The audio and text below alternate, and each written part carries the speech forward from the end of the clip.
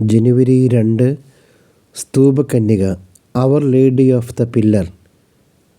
ഐതിഹ്യമനുസരിച്ച് തിരുസഭയുടെ ആദ്യകാലങ്ങളിൽ സാരഗോയ്സയിലെ എബ്ര നദിക്കരയിൽ സുവിശേഷം പ്രസംഗിച്ചുകൊണ്ടിരുന്ന വലിയ അപ്പസ്തോലനായ ജെയിംസിന് ഒരു തൂണിന് മുകളിൽ മാതാവ് പ്രത്യക്ഷപ്പെട്ട് അദ്ദേഹത്തോട് ജെറുസലേമിലേക്ക് തിരിച്ചു പോകുവാൻ കൽപ്പിച്ചു.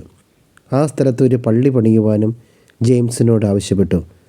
ഒരു വലിയ തൂണിലെ മാതാവിൻ്റെ പ്രതിഷ്ഠയോടുകൂടി ക്രിസ്തീയ ദേവാലയം പണിയുകയും അതിൽ മാതാവ് പ്രത്യക്ഷപ്പെട്ട് ആ തൂൺ പുണ്യസ്ഥലത്ത് പ്രതിഷ്ഠിക്കുകയും ചെയ്തു. അനേകം ദുരന്തങ്ങൾ ആ ദേവാലയത്തിൽ സംഭവിച്ചുവെങ്കിലും മാതാവ് കൽപ്പിച്ചു നൽകിയ ആ തൂൺ അതിൽ നിന്നെല്ലാം ദേവാലയത്തെ രക്ഷപ്പെടുത്തി എന്ന് വിശ്വസിച്ചു വരുന്നു. നമുക്ക് പ്രാർത്ഥിക്കാം.